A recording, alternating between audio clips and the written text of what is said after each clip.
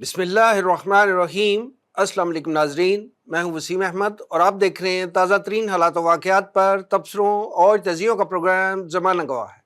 ناظرین، مشرق وسطیٰ اس وقت تاریخ کے نازک ترین موڑ پر کھڑا ہے۔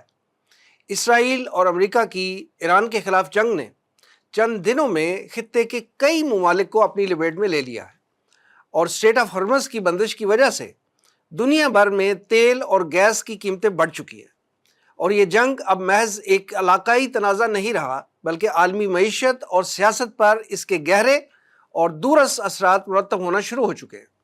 اگرچہ پاکستان ڈائریکٹلی اس جنگ کا حصہ نہیں ہے، لیکن اس جنگ کے معاشی اثرات پاکستانی عوام کو بھی فیس کرنے پڑ رہے ہیں۔ پیٹرول کی قیمتوں میں 55 روپے لیٹر کے اضافے سے مہنگائی کا جو طوفان آیا ہے، اس کا سامنا کرنا کسی غریب کے بس کا روگ نہیں ہے۔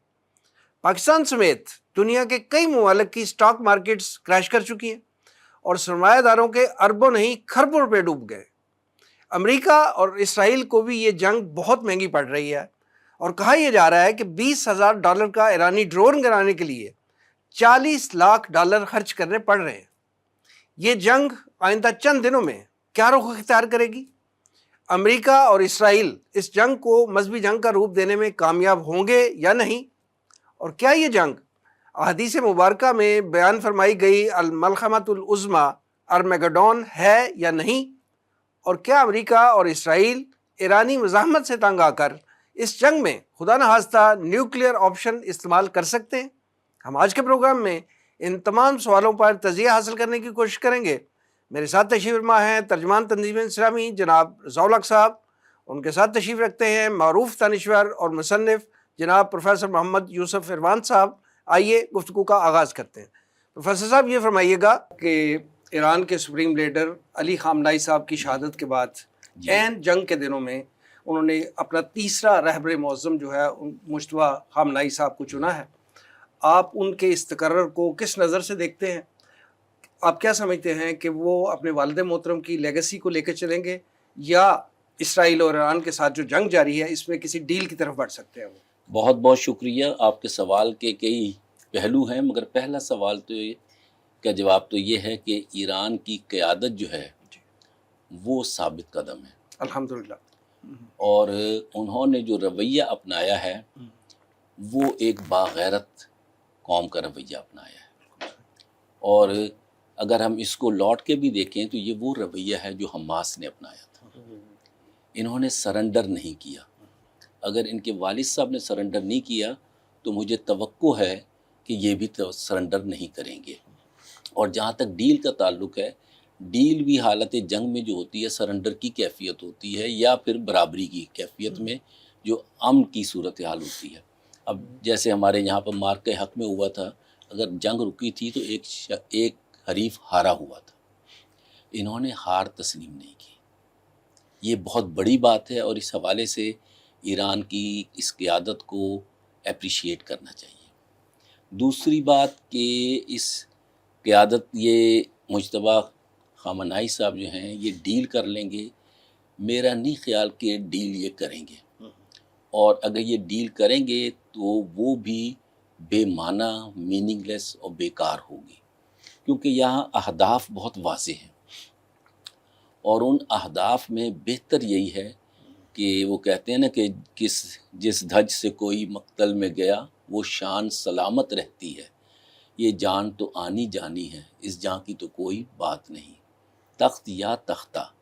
یہ رویہ جو ہوتا ہے یہ قوموں کو اور نسلوں کو زندہ رکھتا ہے، جس کا اظہار انہوں نے کیا ہے۔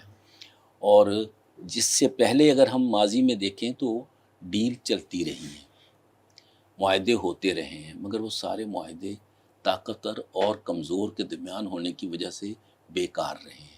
تو اس وقت موجودہ حالات میں تو بالکل ہی بے معنی ہے اگر کوئی ڈیل ہوتی ہے۔ اور پھر اس ڈیل میں سب سے بڑھ کر جو ہے، کیا امریکہ اور اسرائیل دونوں اس ڈیل کے حوالے سے کیا مطمئن کر سکتے ہیں ایک دوسرے کو؟ جب وہ کہہ رہے ہیں کہ ہم نے ایران کی رجیم بھی چینج کرنی ہے۔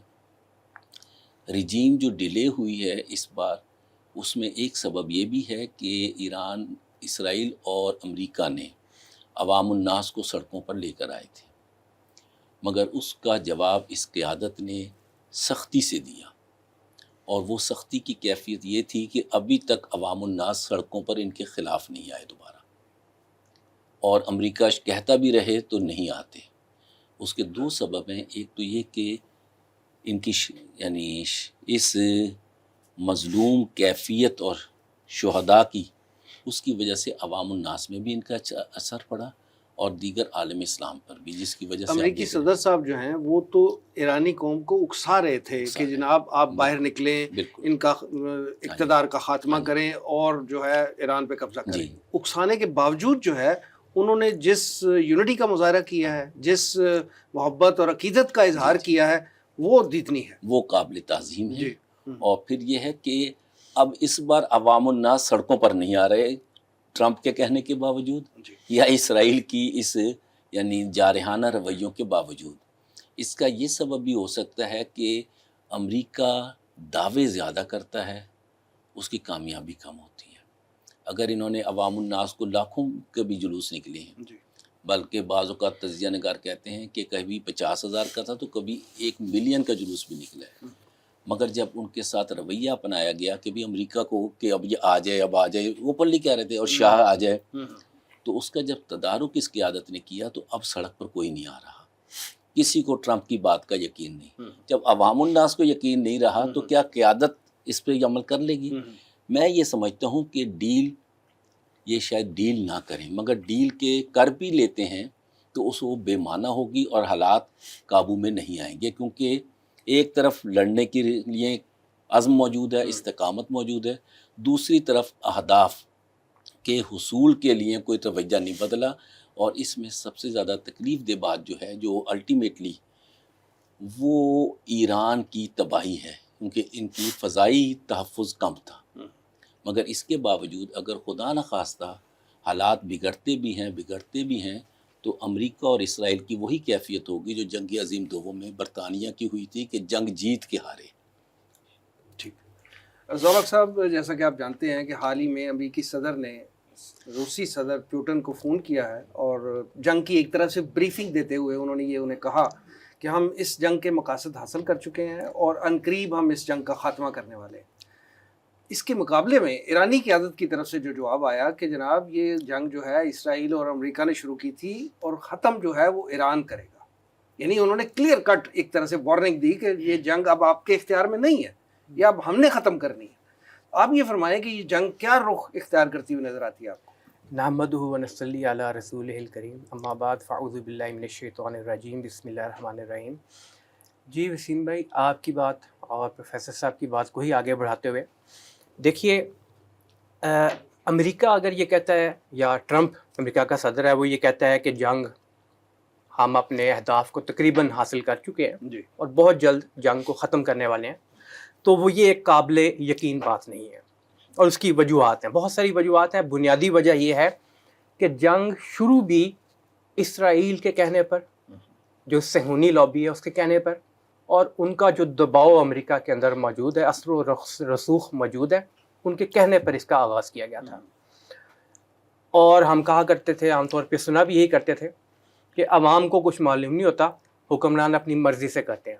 یہاں پہ امریکہ ایک ملک، دنیا کی سب سے بڑی سپر پاور خود کو کہتا ہے، اس کو بھی معلوم نہیں جو اسرائیل کہے گا وہ اس نے کرنا ہے، اور یہ بات تو کھل کے اب سامنے آ اور چکی ہے۔ ویسے بھی جو دو مقاصد وہ بتا رہے تھے کہ رجیم چینج کرنا اور ایران کی جوہری صلاحیت اور اس کے بیلسٹک میزائل ختم کرنے کی صلاحیت ختم کرنا، تو وہ تو دونوں ابھی ختم نہیں کر سکے۔ جی، وہ ہوں گے، لہٰذا مقاصد کیسے پورے ہو گئے اور جنگ کیسے جیت گئے اور کیسے پوری ہو گئی، تو یہ تو آپ بالکل صحیح فرما رہے ہیں، بےمانی سی بات ہے۔ جی بالکل درست فرما رہے ہیں آپ۔ اور اس کی آپ تہ میں جا کر دیکھیں تو یہ دونوں چیزیں کیوں ضروری ہیں ان کے لیے، وہ کیوں رجیم کے چینج کرنا چاہ رہے ہیں، کیوں وہ میزائلوں کے ان کے جو اور ڈرونز کے جو ان کے وہاں پہ موجود ہیں پورے سسٹمز، ان کو ختم کرنا چاہ رہے ہیں، ایران کو کیوں اپنے گھٹنوں کے بل وہ گرانا چاہتے ہیں۔ بنیادی وجہ وہ ضرورت اسرائیل کی ہے۔ امریکہ کو ڈائریکٹ خطرہ کوئی بھی نہیں ایران سے، امریکہ تو 7 سمندر پار ہے، ایران کا کوئی بھی ہتھیار وہاں نہیں پہنچتا۔ امریکہ کے لیے ضروری ہے کہ وہ اسرائیل کی حمایت کرے، امریکہ کے لیے مجبوری بن چکی ہوئی ہے کہ وہ اسرائیل کا معاون بنے ہر صورت میں، بلکہ معاون سے بھی آگے بڑھ کے مجھے کہنے کی اجازت دیجیے کہ وہ اس کا غلام بن کے کام کرے۔ اور آپ نے دیکھا کہ نیتن یاہو کا جو وزٹ تھا امریکہ کا، اس میں باقاعدہ اس نے اس چیز کا، خیر اس کے وزٹس کی اگر آپ ہسٹری دیکھیں تو وہ جب بھی امریکہ جاتا ہے وہاں جا کے یہی کہتا ہے کہ جس طرح سے میں کہوں گا ویسے ہوگا، اور ہم دیکھتے ہیں کہ ویسے ہی ہوتا ہے. اس میں چاہے ڈیموکریٹ ہیں چاہے ریپبلکن ہوں. ٹرمپ کے اوپر تو وہ ایپسٹین فائل والی تلوار بھی لٹک رہی ہے ابھی. اگر وہ سب کھل کے سامنے آ جائے تو ٹرمپ ایک دن کے لیے بھی شاید مزید نہ رہ سکے. لیکن بہرحال وہ ایپسٹین سب کو معلوم ہے کہ وہ اسرائیلی جاسوس تھا. تجزیہ نگار تو یہ بھی کہہ رہے ہیں نا کہ ڈونلڈ ٹرمپ صاحب جو ہیں ایپسٹین فائل کے حوالے سے ہی بلیک میل ہو رہے ہیں. ایک وجہ یہ ہے جی. اور اس کے علاوہ بھی وجوہات ہیں. باقاعدہ ٹرمپ ہمیشہ ہی اسرائیل کی سپورٹ میں رہا ہے، ایپسٹین سے پہلے بھی بعد میں بھی وہ اسرائیل کا سپورٹر ہے. لیکن اس کو پش کرنا، وہ کہتا تھا امریکہ فرسٹ، امریکہ تو بہت پیچھے رہ گیا. بڑی خوشی سے مانتا ہے نا کہ وہ جوش پریزیڈنٹ. جی بالکل. اب امریکہ کے مقاصد اصل میں اسرائیل کے مقاصد بن چکے ہیں، اور آپ کو وہاں پہ یہ آوازیں عام اٹھتی ہوئی دکھائی دیتی ہیں. ڈیموکریٹس کی طرف سے بھی کچھ آوازیں اٹھی ہیں، اور عوام الناس اور اوپینین لیڈرز کی طرف سے بھی کچھ، کہ یہ جنگ تو ہماری ہے نہیں، اس میں ہم کیوں بلا وجہ داخل ہو گئے. وجہ اس کی یہی ہے کہ وہ جو اسرائیل کے مقاصد ہیں وہ ہیں. اچھا، روس اور چین کو بھی اس چیز کا اندازہ ہے کافی حد تک، اور وہ ابھی اپنا، انہوں نے ایران کی بہت سپورٹ کی.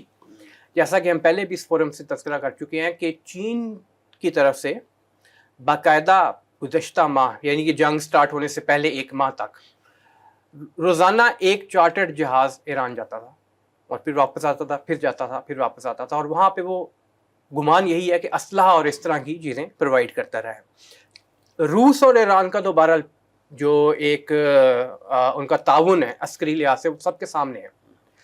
لیکن کوئی بھی یہ نہیں چاہتا کہ اپنے سارے جو پتے ہیں وہ دکھا دے سب کو. ابھی فی الحال وہ اس چیز کے اوپر ایک طریقے سے چل رہے ہیں. عمومی طرز عمل یہی دکھائی دے رہا ہے کہ نہ امریکہ جو ہے وہ پیچھے ہٹنے والا ہے، کیونکہ اسرائیل کے مقاصد بڑے کلیئر ہیں. وہ چاہتا ہے کہ یہ پورا خطہ کلیئر ہو اور میرے گریٹر اسرائیل کا راستہ ہموار ہو. عرب ممالک اس کا ایک بہت بڑا ٹارگٹ بنیں گے اور بن بھی رہے ہیں، کیونکہ گریٹر اسرائیل یا وہ ہوگا یا عرب ممالک ہوں گے، دونوں ایک ساتھ نہیں ہو سکتے. یہ ہم پہلے بھی اس فورم سے کہہ چکے ہیں. تو بہرحال ابھی تو یہی دکھائی دیتا ہے کہ یہ جنگ اگر تھم بھی جائے کچھ دیر کے لیے تو دوبارہ سٹارٹ ہو جائے گی کسی نہ کسی اور تھیٹر میں. اس کی وجہ یہ ہے کہ اسرائیل کے مقاصد بڑے کلیئر ہیں اور وہ چاہتا ہے کہ یہ سارا خطہ کلیئر ہو اور میری یہاں پہ جگہ بنے. پروفیسر صاحب، آپ نے یقین یہ آبزرو کیا ہوگا کہ کافی دنوں سے جب سے یہ جنگ سٹارٹ ہوئی ہے، ڈونلڈ ٹرمپ بھی اور نیتن یاہو بھی بار بار یہ کہہ رہے ہیں کہ ہم ایران پر ایک بہت بڑا حملہ کریں گے، بہت خطرناک ہم حملہ کریں گے. آپ کیا سمجھتے ہیں کہ اگر یہ جنگ پرولونگ کرتی ہے اور ایران اسی طرح ریزسٹ کرتا ہے جس طرح اب تک کرتا آیا ہے، یا جو ابھی حملے بھی کرتا ہے اور اسرائیل کو نقصان پہنچاتا ہے، یا امریکی تنصیبات کو مڈل ایسٹ میں جہاں جہاں ہے وہ نقصان پہنچاتا ہے، تو کیا اسرائیل اور امریکہ خدا نخواستہ نیوکلیئر آپشن استعمال کرنے کی طرف جا سکتے ہیں آپ کے خیال میں؟ نیوکلیر آپشن کا جہاں تک امریکہ گردی کا تعلق ہے تو ہمیں نہیں بھولنا چاہیے کہ ناگاساکی اور ہیروشیما میں کیا ہوا. یہ کر چکا ہے پہلے. اور جہاں تک امریکہ کے اندھے پن کا تعلق ہے، درندگی کا تعلق ہے، حکمرانوں کا، امریکی عوام کا نہیں. کیونکہ آج امریکی عوام مور دین 50% ٹرمپ کی پالیسی کے خلاف ہیں، اور ٹرمپ اگر پبلک پلیس میں آتا ہے تو اسے آنے کی ہمت نہیں ہوتی، اس کے خلاف نعرے لگتے ہیں. اب یہ آپشن استعمال کرنے کی کیوں ضرورت پڑی؟ جس کا مطلب یہ ہے کہ ٹرمپ جو کہتا ہے اہداف حاصل کر لیے، نیتن یاہو جو کہہ رہا ہے اہداف حاصل کر لیے، وہ اہداف حاصل نہیں ہوئے. اور اس کا سبب یہ ہے کہ موجودہ جو ان کی یعنی سپریم لیڈرشپ ہے کلرجی کی، وہ مزاحمت کر رہی ہے، اور وہ مزاحمت ختم کرنے کو تیار نہیں. وہ ان کا نقصان بہت زیادہ ہوا، کیونکہ فضائی تحفظ اس طرح میسر نہیں ہے جس طرح ہونا چاہیے تھا، اور ان کے میزائل سسٹم جو ہے وہ بھی یعنی ان کے پاس محدود ہیں، ڈرون ان کے پاس محدود ہیں. اور یہ جنگ اگر پرولونگ ہوتی ہے تو اس کے دو نقصانات ہوں گے، اور جو دونوں نقصانات امریکہ اور اسرائیل کو اپنے اہداف سے دور کر دیں گے. پہلا یہ کہ جنگ پرولونگ ہوگی تو مالی تنگی کس کو آئے گی؟ ایران تو پہلے نقصان میں ہے، اور یہ مالی تنگی امریکہ کو آئے گی. وہ یعنی اسرائیل کو آئے گی۔ اس کا سبب یہ ہے کہ اگر ان کا ڈرون $20,000 کا تیار ہوتا ہے تو وہ 40 لاکھ کا یعنی اینٹی ڈرون میزل استعمال کرتے ہیں۔ وہ امیر صحیح، مگر امیر بھی آخرکار تھک جاتے ہیں۔ اس کی بڑی مثال افغان جہاد کی ہے کہ جب افغان جہاد، خاص طور پہ شہید صدر جنرل ضیاء الحق کے زمانے کا، اس کے بعد کی میں بات نہیں کر رہا، جب اس نے وڈرال کا ذکر کیا رشیا نے، تو روبل جو تھا، جو ورلڈ کرنسی تھی، وہ اتنی گر چکی تھی کہ جو مقروض کنٹری تھی انہوں نے روبل بوریوں میں بھرا اور کہا کہ جی اپنا قرض واپس لے لیجیے، یعنی کرنسی ڈاؤن ہو گئی تھی۔ کیا امریکہ ڈالر کو قائم رکھ سکے گا؟ کیا اسرائیل ڈالر کو قائم رکھ سکے گا؟ جبکہ انہوں نے ڈیجیٹل کرنسی بھی اس کے متبادل ڈیولپ کی ہے کہ ہم کم از کم ڈالر کی ورتھ کو سیو کر لیں، ایک پہلو۔ دوسرا یہ ہے کہ ان کا جو واضح ہدف تھا وہ ریجیم چینج تھا۔ ریجیم چینج انہوں نے ایک بار پہلے کوشش کی، اور اس سے پہلے بھی ایران، امریکہ اور اسرائیل جھڑپیں ہوتی رہی ہیں، جس میں پاکستان نے بھی، وہ آپ کو یاد ہوگا کہ تشکر پاکستان، تشکر پاکستان، جی لاسٹ ایئر جون میں ہوئی تھی۔ جی۔ اب دوسری بھی اس ناکامی کا سبب ہے، آیا تیسرا بھی یہ اس طرح کریں گے؟ اس میں اگر یہ استعمال کرتے ہیں ایٹامک ویپن، تو میں نہیں سمجھتا کہ امریکہ اور اسرائیل جتنے اب ہیں آئسولیشن میں تو جا رہے ہیں، یہ آئسولیشن جو ہے اکمپلش ہو جائے گی، مکمل ہو جائے گی، اور پوری دنیا ان کے سامنے کھڑی ہوگی، اور یہ ایران کی موجودہ قیادت کی مزاحمت کی جیت ہے۔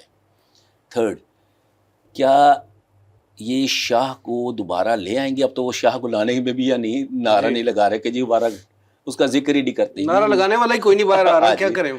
اب یہ دیکھیے کہ ٹرمپ کی ناکامی ہے یا کامیابی ہے، نیتن یاہو کی کامیابی ہے یا ناکامی ہے۔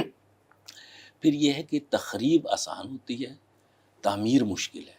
یہ شاہ کو دوبارہ لانے سے پہلے اگر ان کو کمزور کرتے ہیں، اور انہوں نے جہاں کردوں کو ہوا دینا شروع کر دی، جہاں آذریوں کو ہوا دینا شروع کر دی، اور بلوچوں کو اگر دیں گے تو اور زیادہ خطرناک ہوگا پاکستان کے لیے۔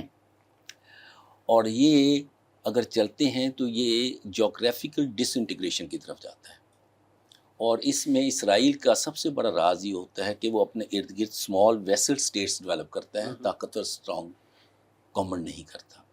اب دری صورت اگر یہ گورنمنٹ خدا نخواستہ جاتی بھی ہے تو کیوس نظر آتا ہے، ریجیم چینج اتنی پیسفل اور اسٹیبل نظر نہیں آتی کہ وہ معاملات کو سنبھال سکے، اور دری صورت اسرائیل اور امریکہ روز بروز جہاں اپنی یعنی حالت کمزور ہو رہی ہے وہ سنبھال نہیں سکیں گے۔ سب سے بڑھ کر یہ ہے کہ اسرائیل کے اندر جو نقصان ہوا ہے، جو سب سے پہلے حماس نے پہنچایا تھا، حماس ہی نے یعنی جو خبریں تھیں کہ 1 ملین یہودی اسرائیل چھوڑ کے جا چکے تھے، اور اب بھی ایک قطار لگی لگا دی ہے نا میرے خیال ہے، کہ سارے خالی کر گئے تو یہاں پہ کیا رہے گا۔ تو یہ آسان نہیں ہے، اسرائیل کو نقصان ہو رہا ہے بہت زیادہ، اور امریکہ جب اس قابل نہ رہا تو اسرائیل کو کون بچائے گا؟ ضیاء صاحب، اگر پیورلی ہم معاشی نقطہ نظر سے اس جنگ کا جائزہ لیں، جیسے ابھی پروفیسر صاحب نے فرمایا کہ 20,000 امریکی ڈالرز کا جو ایک ایرانی ڈرون جو ہے اس کو گرانے کے لیے امریکہ کے 40 لاکھ ڈالرز جو ہیں وہ خرچ ہو رہے ہیں، تو آپ یہ بتائیں کہ اگر یہ انالیسس چل رہا ہے اور اس تناسب سے جنگ آگے بڑھ رہی ہے، تو امریکن اکانومی جو ہے وہ 37 ٹریلین ڈالر کی مقروض اکانومی ہے، تو یہ اکانومی اتنی مقروض جو ہے، اتنی ہیوی جنگ کی، اتنی بھاری جنگ کی کا بوجھ کب تک اٹھا سکے؟ امریکن اکانومی کے بارے میں ایک چیز تو بہرحال ہمارے سامنے ہے، بڑی کلیئر ہے کہ امریکہ کو کوئی چیلنج کرنے والا نہیں ہے، اس لیے اس کی اکانومی پوری دنیا میں برتر ہے سب سے۔ جس وقت سوویت یونین موجود تھا، اپنے عروج پر تھا، اس وقت ایک بہرحال کاؤنٹر بیلنس پوری دنیا میں موجود تھا، اور کاؤنٹر بیلنس یہ تھا کہ اگر امریکہ کچھ کرتا تھا تو سوویت یونین بھی کرتا تھا، اگر سوویت یونین ایک کوئی عمل کرتا تھا مثلا اسپیس میں بھیج دیے لوگ، تو امریکہ نے بھی اس کی کوشش کی کہ میں وہاں پر سپر پاور ہے، سیاں بھائی کوتوال تو ڈر کا ہے بظاہر، لیکن چین اس کے مقابلے میں ایک بڑی طاقت موجود ہے اور ابھر رہا ہے چین۔ دیکھیے امریکہ کے حوالے سے اگر دیکھیں تو اس نے پوری دنیا میں اپنی بھیڑی بیڑے بھی پھیلائے ہوئے ہیں، اور اس کے اگر اس جنگ کے تناظر میں دیکھیں تو عرب ممالک میں اس کے جو اڈے وہ بھی موجود ہیں، اور یہی ایک وجہ ہے کہ ایران ان کو ٹارگٹ بھی کرتا ہے۔ اچھا، وہاں پہ جو اس کے انفراسٹرکچر ہے، جو اس کے ہتھیار ہیں، جو اسلحہ ہے اس جگہ پہ پہنچایا ہوا، وہ کتنی دیر تک چل سکتا ہے، یہ اہم سوال ہے. کیونکہ وہ بہرحال اتنی تعداد میں نیا اسلحہ پیدا کرنا اور بنا کر وہاں بھیجنا وہ بھی اتنا آسان نہیں ہے. تھارڈ میزائل کی ایگزامپل ہے، وہ امریکہ کے پوری دنیا میں 11 اس کی بیٹریز ہیں ٹوٹل، اس میں سے 5 تو تباہ ہو چکی ہیں. اب اس سال انہوں نے صرف ایک کا آرڈر دیا ہوا ہے، مزید نہیں آرڈر دیا ہوا، خاصا ایکسپینسو ہے وہ. اب وہ نہ اسرائیل کو فراہم کر سکتا ہے مزید سسٹم، نہ یہاں پہ. اسرائیل نے کوشش کی کہ وہ اپنے جو تل ابیب پہ اور حیفا اور دیگر مقامات پر حملہ کرنے والے ایران کے ڈرونز، سستے ڈرونز، شاہد ڈرون بڑا سستا ہے، روس کو بھی دیے تھے اس نے، تو اس سے سوارم کر کے جو حملہ کرتا ہے اس کے مقابلے میں کس نوعیت کی ٹیکنالوجی استعمال کرے، بڑی چیپ ٹیکنالوجی استعمال کرنے کی بھی کوشش کی، یہاں تک کہ ہائی انرجی لیزر ویپنز بھی استعمال کیے، لیکن وہ کامیاب نہیں ہو سکے. بہت سارے ویریبلس ہیں. وہ کہتے ہیں کہ یہ آسمان بالکل صاف ہو اور وہاں پہ کوئی بادل نہ ہو، کوئی ایسا مسئلہ نہ ہو، کوئی ویسا مسئلہ نہ ہو، پھر وہ کام کرتا ہے انرجی ویپن. نہیں ممکن. ایران کے بارے میں ایک حالیہ رپورٹ آئی ہے کہ اس نے تقریباً 1,00,000 میزائل ٹوٹل ملا کر وہ جمع کیے ہوئے پہلے سے. ایران تو تیار ہے اس جنگ کے لیے. اور آخری بات، مزید پروڈکشن جاری ہے. جی آخری بات کہ اسرائیل بھی چاہتا ہے کہ امریکہ اب اس پوزیشن میں، اسرائیل ظاہری بات ہے خود چاہتا ہے دنیا کی سپر پاور پر ہے، تو ایک سپر پاور گرے گی تو دوسری بنے گی نا. مستقبل کے منظر نامے میں اسرائیل خود کو ایک بڑی سپر پاور دیکھتا ہے. وہ جو اب اس کا پورا ایک مذہبی پلان جو ہے اس کو لے کے چلتے ہیں، تفصیل کا موقع نہیں، پہلے ہم اس کو بیان کر چکے ہیں. تو وہ کہتا ہے کہ میں پوری دنیا کے اوپر رولرشپ کروں گا. رولرشپ کے اندر اکانومی کی بھی آتی ہے، اور اس کو پتہ ہے کہ مجھے پیسے دینے والے بہت ہیں. اگر امریکہ بند کرے گا تو یورپ دے گا، یورپ بند کرے گا تو کوئی اور دے گا، دینے والے پیسے اس کے پاس بے شمار ہیں. تو بہرحال یہ جو سارے معاملات ہیں اس کو دیکھ کر ایسا ہی لگتا ہے کہ یہ امریکہ کی اکانومی نقصان میں جائے گی، پوری دنیا کی اکانومی کو نقصان ہوگا اس کا، اور دوبارہ وہ حالات بظاہر دکھائی نہیں دیتے کہ جنگ سے پہلے جو تھے، ایران جنگ سے، وہ دوبارہ کہیں پہ پیدا ہوں. ٹھیک ہے پروفیسر صاحب، یہ فرمائیں کہ بعض تجزیہ نگار جو ہیں وہ یہ کہہ رہے ہیں کہ یہ تیسری عالمی جنگ کا ایک طرح سے آغاز ہو گیا اس جنگ کی صورت میں، اور بعض کا تو یہ خیال ہے کہ یہ ہم تیسری عالمی جنگ کے درمیان پہنچ چکے ہیں، یہ جنگ چھڑ چکی ہے. اور اگر آپ نے وہ تصاویر بھی دیکھی ہوں گی جو ڈونلڈ ٹرمپ کی آئی ہیں منظر عام پہ، جس پہ وہ عیسائی پادری جو ہیں، کسی نے کندھے پہ ہاتھ رکھا ہوا ہے، کسی نے بازو پہ ہاتھ رکھا ہے، اور اس کو مطلب دعا کر رہے ہیں، اس کے لیے پرے کر رہے ہیں. تو وہ بھی اس جنگ کو ایک مذہبی جنگ کا روپ دے رہے ہیں. ابھی رضا الحق صاحب نے بھی یہ بات کی کہ ان کے مقاصد جو ہیں انہوں نے پہلے سے وہ کہہ چکے ہیں کہ یہ ہمارا کیا تھا جی، روحانی اور تاریخی، کہ گریٹر اسرائیل کا قیام جو ہے یہ ہمارا روحانی اور تاریخی مشن ہے. وہ اس کو قرار دے چکے ہیں مذہبی جنگ. تو کیا آپ سمجھتے ہیں کہ یہ جو احادیث نبویہ میں جس جنگ کا ذکر تھا، الملحمۃ العظمیٰ یا آرمیگیڈون، جس کا جو جنگ کا جس کا ذکر ہے، کیا یہ وہی جنگ ہے؟ حالت جنگ جو ہے نا وہ تو ہمیشہ رہتی ہے. حضرت علامہ کا مصرع ہے، شعر ہے، ستیزہ کار رہا ہے ازل ستا امروز، چراغ مصطفی سے شرار بو لہبی، مگر بیچ میں امن کے یعنی پیسیز یا کہہ لیں بریکس آتے رہے ہیں. اور یہ ایک لمبی طویل جنگ ہے جسے آپ تھرڈ ورلڈ وار بھی کہہ لیں، اور اس سے پہلے سیکنڈ اور فرسٹ ورلڈ وار بھی اس کا پری ایمبل تھا. اور یہ سنگینی جو اختیار کر رہی ہے یہ پوری دنیا کے نقشے کو بدل کے رکھ دے گی. یہ بڑا ایک واضح ہے، معاشی طور پر بھی اور سیاسی اعتبار سے بھی اور انتظامی اعتبار سے بھی. جیسے کہ ابھی رضا الحق صاحب نے ذکر کیا کہ اس میں سب سے بڑا لوزر کون ہوگا، وہ امریکی حکومت ہوگی. عوام تو اس میں کچھ ریاستیں امیر ہیں، کچھ غریب ہیں، اور انہی کی روٹی یہ ادھر بھیج رہے ہیں. اور اسرائیل کو امریکی پبلک سے، یورپ کی پبلک سے کوئی سروکار نہیں. انہیں ان حکمرانوں سے ہے جو ہر وقت ان کے گن گاتے رہیں، اور یہ گن گانا بند بھی کر دیں تو انہوں نے جو اگلا پلان گریٹر اسرائیل کا تھا، اگر اس کا نقشہ دیکھیں تو اس میں پاکستان اہم ترین ملک ہے، اور یہ فائنل راؤنڈ جو ہے یہ پاکستان ہی کے ساتھ ہونا ہے. ابھی اگر کہیں کہ وہ پاکستان کے ساتھ کھلی جنگ کریں گے تو میرا خیال ہے کہ بنیان و مرصوص کے بعد دنیا کی کوئی بھی طاقت پاکستان کے ساتھ فوری طور پہ ہمت نہیں کرے گی. اور گریٹر اسرائیل کا جو پلان تھا وہ یہ تھا کہ ہم ایران کو مڈل ایسٹ میں حماس کی غزہ پٹی کی پوزیشن ابھی تک اسرائیل نہیں لے سکا، مارتا ہے، یہی حرکتیں کر رہا ہے جو امریکہ میں یہ ایران میں ہو رہی ہیں. پھر یہ ساری گلف سٹیٹس اوپر کھل کے آ گئی ہیں کہ کس کے لیے کام کرتی تھی، دبئی وغیرہ، UAE وغیرہ۔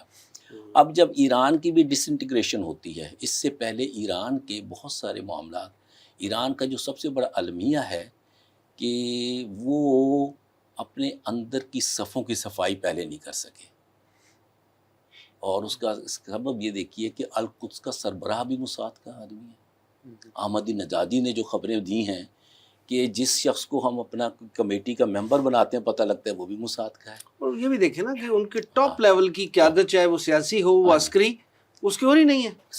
اور یہ کہ علی خامنائی جو ہیں رہبر معظم، ان کا واقعہ کیا ہے کہ ایک آدمی یہاں سے اٹھتا ہے 10 آدمیوں میں سے اور باہر جا کے کہتا ہے جی میں باہر آ گیا ہوں لہٰذا کارروائی کر دی جاؤ، پھر بنا کے تصویریں بھیج رہے۔ یہ صف پہلے اپنی صاف کرنا پڑتی ہے۔ مجھے یہاں طالوت اور جالوت کا واقعہ یاد آتا ہے کہ اللہ تعالیٰ نے جو فلٹر لگایا تھا کہ ندی کا پانی نہ پینا، کسی نے 2-4 گھونٹ اگر پیاس زیادہ ہے، تھکے ماندے ہیں تو پی لینا، مگر لوگوں نے سیر ہو کے پیا، سیر ہو کے، اور جب تھوڑے سے رہ گئے اور انہوں نے جو پیا تھا انہوں نے کہا جی جالوت تو بڑا طاقتور ہے، بڑا جابر ہے، یہ ہمیں مار دے گا، ہم تو نہیں جنگ کرتے۔ تو اس وقت پھر آیا کم من فیۃ قلیلۃ غلبت فیۃ کثیرۃ باذن اللہ، اور جنہوں نے پانی نہیں پیا تھا انہوں نے کہا جی ہم لڑیں گے، اور وہ جیت گئے۔ یہ فلٹر لگا ہوا ہے، اور ایران کو اس پہلو سے آج تو وہ موقع نہیں ہے کہ وہ اپنے صفوں میں کیسے یعنی صفائی کرے، مگر یہ ان کی سبب بہت بڑا ہے۔ تیسرا یہ کہ ملحمۃ الکبریٰ جو ہے، جو گریٹر اسرائیل کا جو کانسیپٹ ہے، وہ بھارت نے وہی کردار ادا کرنا تھا جو ماضی میں برطانیہ، روس اور امریکہ فی الحال ادا کر رہا ہے، مگر بنیان مرصوص میں اللہ تعالیٰ نے بھارت کا وہ خواب چکنا چور کیا، اور وہ آج اسرائیل کے ساتھ مودی جا بھی رہا ہے مگر وہ اپنا پرانا امیج اس بحال نہیں کر سکتا۔ پاکستان نے وہی کردار ادا کیا تھا جو حماس نے پہلے دن اسرائیل کو نقصان پہنچایا تھا۔ ہم نے بنیان مرصوص میں گریٹر انڈیا کا بھی کانسیپٹ ختم کر دیا، مگر اسرائیل اگر آ کے یہاں بیٹھتا ہے بلوچستان میں تو پاکستان کو بہت محتاط ہونا پڑے گا، اور پاکستان کو بھی اس ندی کے پانی کی فلٹر سے بہت گزرنا پڑے گا۔ مگر میں سمجھتا ہوں کہ انشاءاللہ جس نے بنیان و مارکہ حق میں جیت دی ہے، پاکستان کامیاب رہے گا، محفوظ رہے گا، اور گریٹر اسرائیل ناکام ہوگا، کیونکہ ایران سٹیبل ایران نہیں آتا تو یہ اسرائیل کامیاب نہیں ہوتا، نہ شاہ کامیاب رضا اللہ صاحب یہ تجزیہ دیجئے کہ ایران جو ہے اس کی طرف سے سعودی عرب سمیت دیگر عالم عرب کے جو ریاستیں ہیں اس پہ جارحانہ اقدامات جو ہیں وہ ہو رہے ہیں اور لگاتار حملے ہو رہے ہیں۔ آپ کیا سمجھتے ہیں اگر ایران کی طرف سے ایسے ہی جارحانہ اقدامات جاری رہے تو اس کے ریپرکشنز کیا ہوں گے؟ اس میں عرب ممالک کا بہت نقصان ہوگا، اور عرب ممالک کا نقصان تو بہرحال اس وقت ہی سامنے آ گیا تھا جب انہوں نے امریکہ کو اڈے دیے تھے۔ جو بھی ملک امریکہ کو اڈے دیتا ہے، جیسا کہ ہینری کسنجر نے کسی دور میں کہا تھا کہ امریکہ کا دشمن تو شاید بچے، اس کا دوست نہیں بچ سکتا۔ مسلمانوں میں خاص طور پہ یہ بات امریکہ کے شر سے نہیں بچ سکتا، امریکہ کے شر سے اس کا دوست نہیں بچ سکتا، خاص طور پہ مسلم ملک اگر ہو۔ وہ تم دوست جس کے دشمن اس کا آسمان کے آسمان کے اوپر۔ اب دیکھیے یہ بڑی صاف سی بات سامنے آ رہی ہے کہ عرب ممالک اپنی انہوں نے جتنی بھی ان کو تیل کا ایک اللہ تعالیٰ نے تحفہ دیا تھا، بالکل اس کو انہوں نے تعیش کے لیے، اپنی عیاشیوں کے لیے اور اپنی حکومتوں کو قائم رکھنے کے لیے استعمال کیا۔ یہ بھی کوئی 50 صدی کا قصہ ہے، کوئی 2-4 دن کی بات نہیں۔ جب سے ان کو ملا تیل انہوں نے بس اسی ایک مقصد کے لیے استعمال کیا، اپنے ملک کو، اس کی اکانومی کو ڈائیورسیفائی کرنے کے لیے، اپنی عسکری قوت کو بڑھانے کے لیے، اپنے آپ کو مزید پروفیشنل بن کے اور امت مسلمہ کو اکٹھا کرنے کے لیے کسی کام کے لیے استعمال نہیں کیا۔ صرف ایک ہی مقصد دکھائی دیتا ہے، وہ یہ تھا امریکہ خوش رہے، اس کو اڈے بھی بنانے دو، اس کے لوگ بھی آئیں، یورپ سے زیادہ آئیں، وہ انڈیا سے آ جائیں، کچھ جو لیبر کے کام ہوتے ہیں اس کے لیے پاکستان، بنگلہ دیش اور ادھر ادھر سے بھی منگوا لیں گے لوگ، وہ آ کے کام کرتے رہیں اور ہم تیل جو ہے اس کو استعمال کرتے رہیں، اس کی دولت کو لوٹتے رہیں۔ اب مسئلہ یہ پیدا ہو گیا کہ ان ممالک کا مستقبل کیا ہے، اور وہ اسرائیل کے نزدیک بہت کلیئر ہے۔ وہ کہتا ہے کہ میں ان ممالک کا خاتمہ چاہتا ہوں۔ جب وہ گریٹر اسرائیل کا نقشہ پیش کرتا ہے، جو کہ نتن یاہو 3 مرتبہ اقوام متحدہ کی جنرل اسمبلی میں لگاتار پیش کر چکا ہے، انڈیا کا مودی بھی جا کے وہاں پیش کر چکا ہے.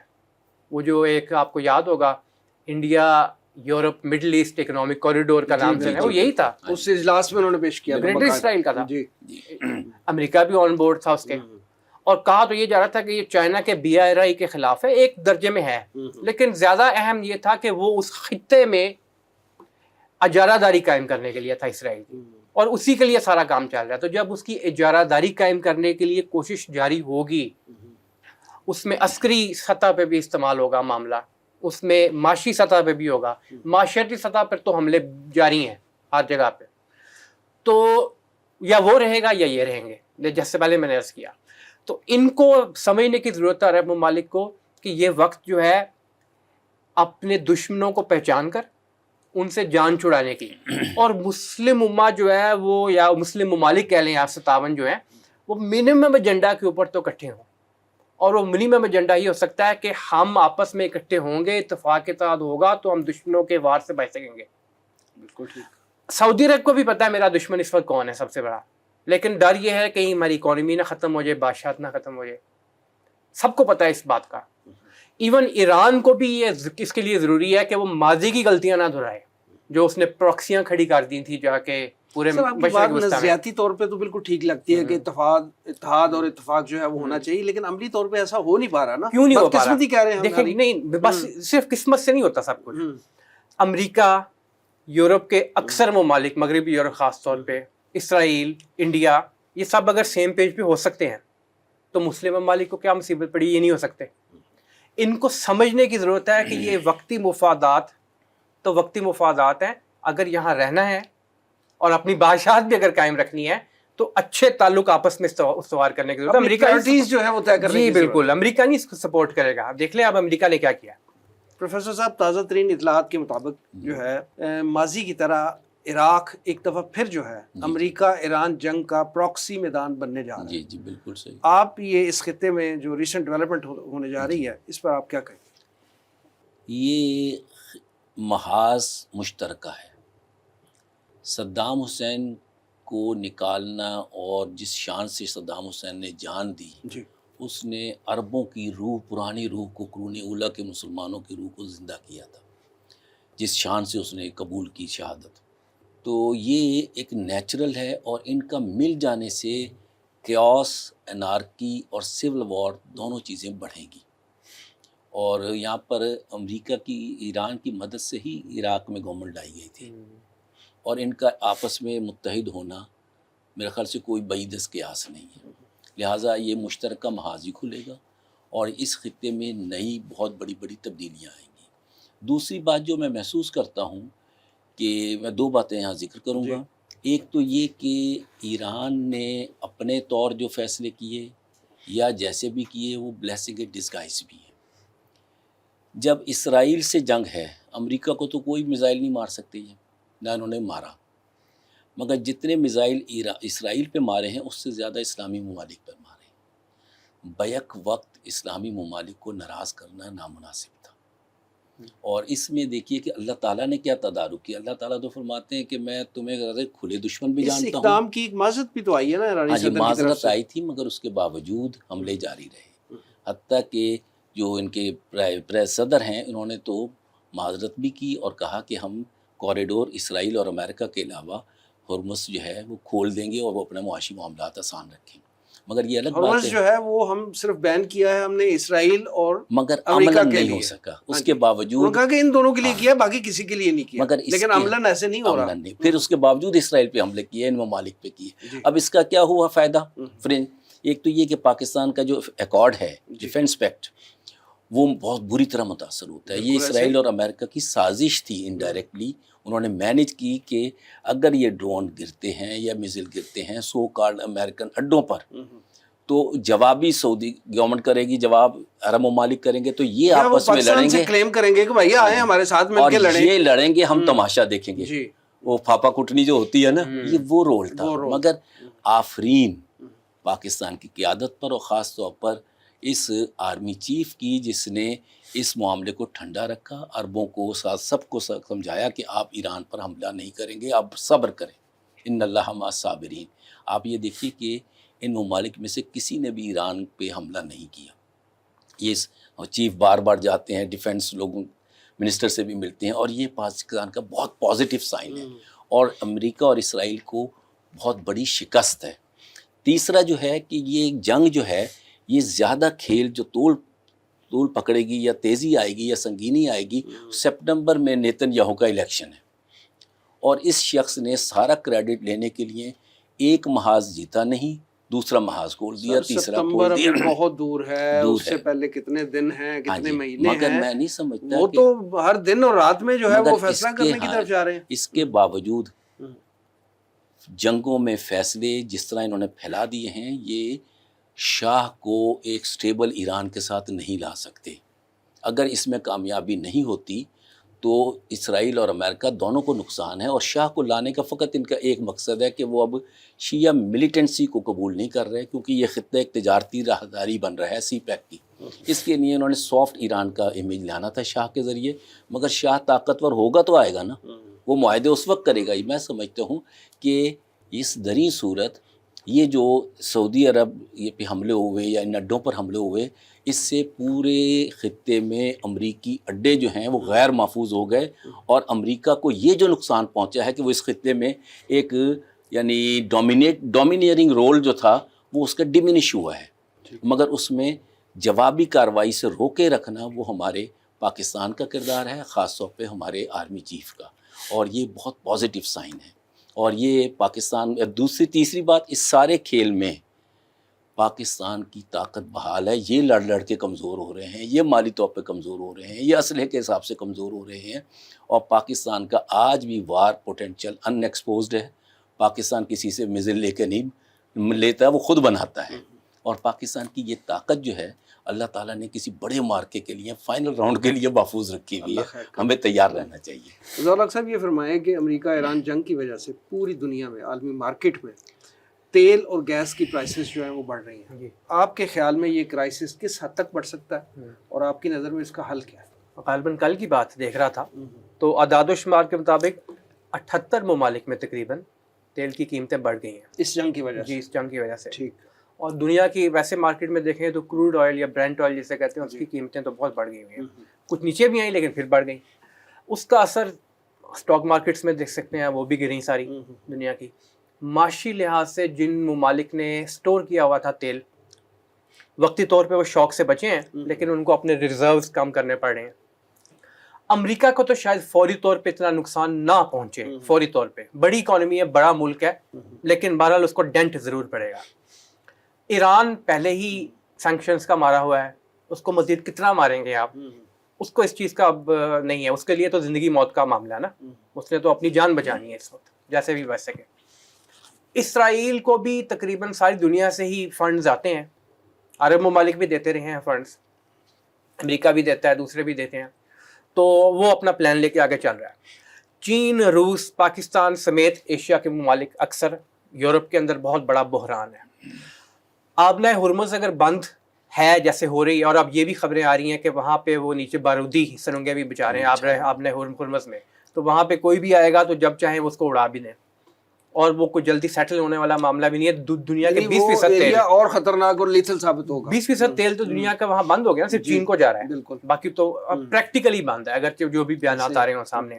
پھر یہ ہے کہ عرب ممالک کے اشیاء خوردونوش کا تقریباً 80 سے 90% وہاں سے گزرتا ہے، اور ساتھ یہ کہ اگر آپ پانی کی سپلائی دیکھیں تو اس پہ بھی ابھی حملے تو نہیں کیے ایران نے، لیکن عرب ممالک کا ایک بہت بڑا مسئلہ ہے کہ فریش واٹر سپلائی، اگر ان کے پلانٹس پہ بھی ایران نے حملہ کر دیا تو بہت بڑا ایک ایشو ان کے لیے کریٹ ہو سکتا ہے۔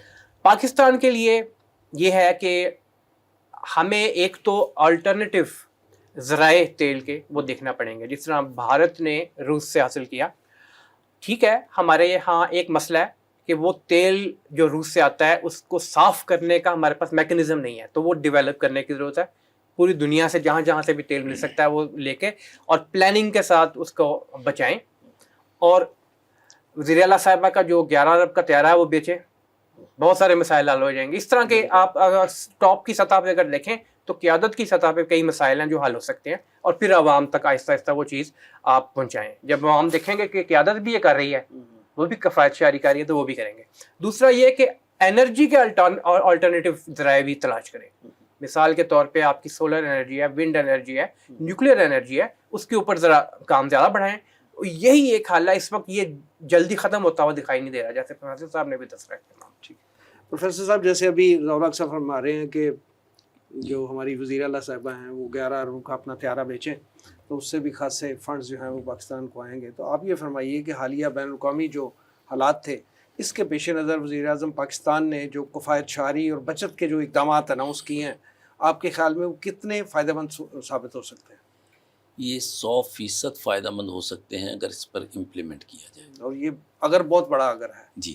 دوسرا یہ کہ اگر ایک جہاز کو آپ ٹارگٹ بناتے ہیں، اسپیسیفائی کرتے ہیں، یہ تو ایک سمبولک ہے نا بات. یہاں پر سبھی کا یہی حال ہے. نہیں، یہ تو سمبولک چیز اور ہے نا. کسی ایک کو بنا کے آپ بیل مجھے مار کی کیفیت نہیں ہونی چاہیے.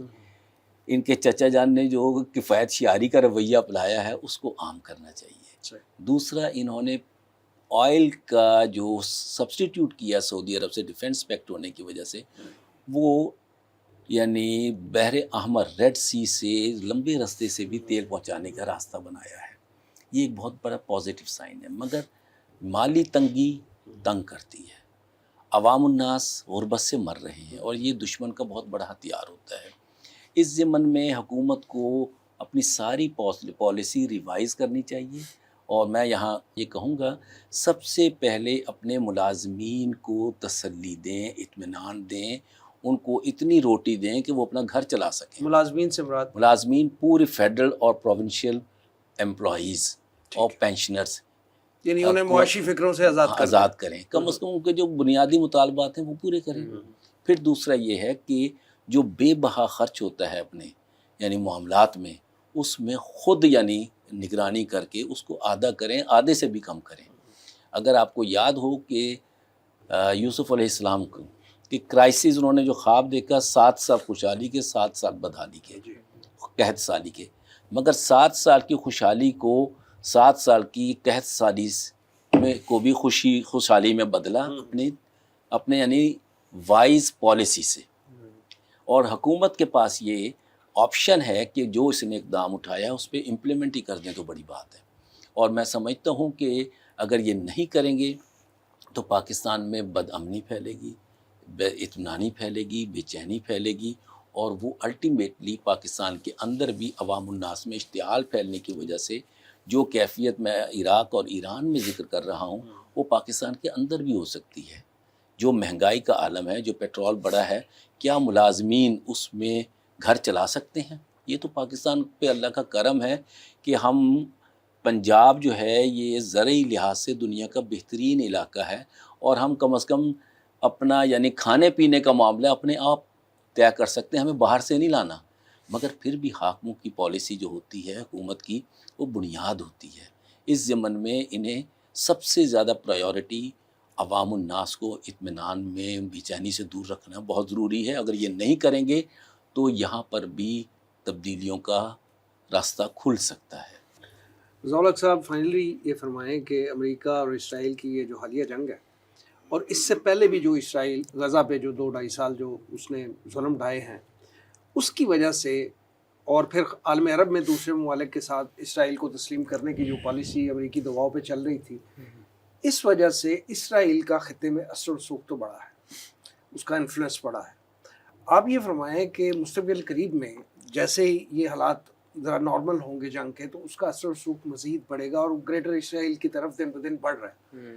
ان حالات میں ہمارے جو اسلامی ممالک ہیں ان کا سیاسی، معاشی اور عسکری اتحاد کتنا ضروری ہے آپ کے خیال میں؟ جی بالکل، یہ تو واضح ہو چکا ہے کہ اسرائیل اپنے ہدف کے حاصل کرنے کے لیے جو گریٹر اسرائیل کا منصوبہ، اس کے بعد بھی اس کے اہداف ہیں، لیکن بہرحال اس کو پہلے سٹیپ کے طور پہ پہلا اور سب سے بڑا خطے کی اجارہ داری، جی بالکل، اس خطے کی اجارہ داری اس کے ببلیکل جو بارڈرز ہیں وہ کہتا ہے میں نے پورے کرنے ہیں، جو مجھے بائبل میں لکھ کے دیا ہوا ہے، تحریف یافتہ بائبل میں. اب مسلم ممالک کے لیے بھی یہ صاف ہو چکا ہے، بالکل واضح ہو چکا ہے کہ اسرائیل کو تسلیم کرنے کی دوڑ میں لگنے کا کوئی فائدہ نہیں. آپ کے ملک کو ہی نقصان ہوگا، آپ کے خطے میں ہی نقصان ہوگا، الٹیمیٹلی اس کا سب کے سامنے واضح ہے. تو یہ ناگزیر ہو چکا ہے، وہ کسی نہ کسی سطح پہ منیمم ایجنڈا پہ، جیسے میں نے پہلے عرض کیا، اتحاد اور اتفاق پیدا کریں. اس میں معاشی بھی ہے معاملات کا حل، اس میں سیاسی اور انتظامی معاملات کا حل بھی مسلمانوں کے لیے موجود ہے. میں سن رہا تھا ابھی ترکی کے صدر کا ایک بیان آیا کہ ہمارے لیے سنی اور شیعہ اسلام کو مختلف نہیں ہے، مسلمان مسلمان ہی ہوتا ہے. اور اسرائیل تو باقاعدہ ہی اب یہ کہتا ہے کہ میرے نزدیک ایران کے بعد اگلا ٹارگٹ جو ہے وہ پاکستان کا نام لیتا، کہتا ہے ترکی ہے. اب ترکی اور ایران میں کیا مماثلت؟ کوئی بھی نہیں. ان کا مسلک بھی بالکل علیحدہ، فرقہ بھی علیحدہ، لیکن وہ اس کے نزدیک نظر میں تو مسلمان سب ایک ہیں اور یہ ہمارے دشمن ہیں، ان کو ہم نے روندنا ہے. اگر یہاں پہ کوئی ان ممالک کے درمیان عیسائی ریاست بھی ہوتی نا چھوٹی سی، تو وہ کہتا ہے میں نے اس کو بھی ختم کر دینا ہے، کیونکہ اس نے ابھی ایک بل پاس کیا اسرائیل کے اندر نتنیاہو نے کہ عیسائیوں کو بھی اپنا مذہب پھیلانے کی اجازت نہیں ہوگی. یورپ اور امریکہ خاموش رہیں گے اس پہ بھی، کہتے تو یہ ہم عیسائی ملک ہیں لیکن وہ خاموش رہیں گے اس پہ بھی، نہ اس کو سامنے آنے دیں گے. تو یہ تو ناگزیر ہے. پاکستان کے لیے بھی انتہائی اہم ہے. ایران خدا نخواستہ اگر ایران پہ قبضہ ہوتا ہے کسی طاغوتی قوت کا، تو کیا وہ یہاں پہ رک جائے گا آگے؟ ہرگز نہیں. وہ جانتا ہے کہ میرے گریٹر اسرائیل کے منصوبے کے کامیاب ہونے پر اور اس کے دمام پر سب سے بڑی زد لگا سکتا ہے پاکستان ہے. پاکستان کے پاس ایٹمی ٹیکنالوجی ہے، میزائل پروگرام ہے، ٹرینڈ فوج ہے، اور بھارت کو مزہ چکا کے دکھایا جا چکا ہے ان کو کہ کس طرح سے پاکستان اس کا جواب دے سکتا ہے. پاکستان عملی سبق دے چکا ہے. انڈیا کوئی چھوٹا ملک تو نہیں، ان کا ایک تیسرا بڑا اتحادی تھا اس پورے معاملے میں. پھر یہ کہ آخری بات میں کروں گا اس حوالے سے کہ وہ جانتے ہیں کہ مستقبل کے جو منظرنامہ اس میں خراسان کے خطے کا بہت اہم رول ہے، اور اس خراسان کے خطے کے حوالے سے پاکستان، افغانستان اور ایران، پھر اپنا یہ جو سینٹرل ایشیا اس کی کچھ ممالک وہ بھی شامل ہیں. یہیں سے فوجیں حضرت مہدی کے نصرت کے لیے جائیں گی، اور یہیں سے فوجیں جو ہیں وہ جائیں گی جو اسرائیل، ایلیا، یروشلم، وہاں جا کے اسلام کا جھنڈا گاڑیں گی. تو وہ تو چاہتا ہے کہ یہ معاملہ سارا یہاں سے بھی ختم ہو، اور یہاں آ کے بیٹھنے کا ایک مقصد بھی ہے ایران میں. ایک مقاصد میں سے ایک مقصد یہ ہے کہ پھر نظر رکھی جا سکے پاکستان کیا کر رہا ہے. اور جب جیسا کہ کسی دور میں جب یہ مشرف کا دور تھا تو کہتا تھا کہ ہم یہاں پہ جلدی ایکشن کر کے یہاں کے ایٹمی ہتھیار ان سے چھین لیں گے، تو وہ اس کا پلان ذہن میں موجود ہے. اور آخری بات یہ نہ بھولیں کہ نتنیاہو کہہ چکا ہے یہ کہ میری خواہش ہے ایران ایٹمی ہتھیار حاصل نہ کرے، اور ایک اور ایٹمی ملک جو اس کا ہمسایہ ہے اس کے ایٹمی دان توڑ دیا جائے. تو ان کا تو یہ پلان ہے، پروگرام ہے. ہمیں اب اس کا جواب دینے کے لیے اپنے آپ کو ذہنی طور پہ عملی طور پہ تیار کرنا جو ہے وہ ٹارگٹ نہیں کر رہے ہیں، لیکن ان کا پلان ضرور ہے. دیکھیے انڈیا کے تھرو جو حملہ کیا وہ کس لیے کیا تھا، اس کا مقصد، اس میں اسرائیلی ڈرونز، اسرائیلی ٹیکنالوجی، سب کچھ استعمال ہوا. عملی معاونت ان کو حاصل بالکل. تھی. جی پروفیسر صاحب آپ کچھ کہنا چاہ رہے ہیں؟ میں یہ کہنا چاہ رہا ہوں کہ جیسے بھی رضاولت صاحب نے ذکر کیا کہ اگر ہم ایران کا نقشہ دیکھیں تو اگر یہ انسٹیبلٹی میں جاتا ہے، کیوس آتا ہے، انارکی آتی ہے، تو ایک طرف کونا ہے کرد کا، جس کے صلاح الدین ایوبی بھی اسی میں سے تھے اور صدام حسین بھی کرد تھے. کچھ کرد، زیادہ کرد جو ہیں وہ ترکیہ میں ہیں، کچھ عراق میں ہیں، کچھ ایران میں ہیں. اور یہاں پر اسرائیل اور امریکہ یعنی سیکنڈ جیروشلم کے نام سے کرد موومنٹ چلا رہے ہیں. یہ خطہ متاثر ہوگا. دوسرا آذربائیجان آذری جو ہیں بہت، وہ یہ بھی اہل تشیع اپنے آپ کو کہتے ہیں، مگر ان کی قسم اور ہے، سیستانی ہے. اور یہ اگر موومنٹ چلاتے ہیں تو اس سے بھی اس سارا سینٹرل ایشیا متاثر ہوتا ہے، اور چین بھی متاثر ہوگا اوپر سے، اور افغانستان اور ہمارا یہ بارڈر. اور تیسرا بلوچستان میں اگر آ کے بیٹھتے ہیں تو بلوچستان جو ہے گوادر کے قریب ہے. اس خطے میں ایران، پاکستان، ترکیہ اور سعودیہ، اوپر پہلے ریڈ سی پہ وہ لگے ہوئے ہیں، صومالی لینڈ اور سوڈان کی تقسیم اور یہ چیزیں. ان تینوں ملکوں کا اتحاد اور مشترکہ کوششیں ہی خطے میں ان امن شارٹ لا یہ کہ سکتی اس ہیں. خطے میں اسرائیل کا رسوخ جو ہے وہ پاکستان کے مفاد میں نہیں ہے. نہیں ہے ان حالات میں وہی میں نے عرض کیا تھا نا کہ ہمارے اسلامی ممالک جو ہیں ان کا عسکری، معاشی اور سیاسی اتحاد کتنا ضروری ہے. اور اس کے لیے پاکستان، سعودی عرب اور ترکیہ کا اتحاد مؤثر، منظم اور یہ بہت ضروری ہے اور وقت کی اولین ضرورت ہے، فوری طور پر یہ ہونا چاہیے. اور اس خطے کے یہ تینوں پورشنز کو، بلوچستان کے اور کردوں کو، اس میں اپنا اثر و رسوخ بڑھانا چاہیے، جبکہ ترکیہ کا پہلے ہی موجود ہے. یہاں پر کھلا ہاتھ اسرائیل کو نہیں دینا چاہیے. جنگ کے دنوں میں یہ زیادہ اہم ہو جاتا ہے کہ آپ اپنے چھوٹے مقاصد کو، چھوٹے معاملات کو نیچے رکھیں، اختلافات کو نیچے رکھ کے آپ بڑے مشن کی طرف جائیں. اور ہم آپ کو یاد ہوگا جب پاکستان سعودیہ کا آپس میں معاہدہ ہوا تھا، دفاعی معاہدہ، تو اس میں ترکی نے بھی کہا تھا کہ ہم شامل ہوں گے، ہونا چاہتے ہیں. ایران نے بھی کہا تھا ہم شامل ہونا چاہتے ہیں. تو یہ وقت ہے کہ وہ نہ بھولیں کہ امن کے جب حالات تھے، نسبتاً امن کے جو معاملات تھے، اس وقت ہمارا کیا ذہن بن چکا تھا اور بن رہا تھا، اس کی طرف واپس آئیں، آپس میں اتحاد اور اتفاق کی طرف. ٹھیک ہے جناب رضا الحق صاحب اور جناب پروفیسر یوسف عرفان صاحب، شکریہ. آپ دونوں حضرات کا بہت بہت شکریہ. ناظرین، یہ تھا آج کا پروگرام.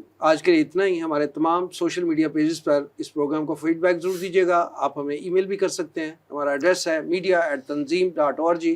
اگلے پروگرام تک کے لیے وسیم احمد کو اجازت دیجیے. اللہ نے کے بعد.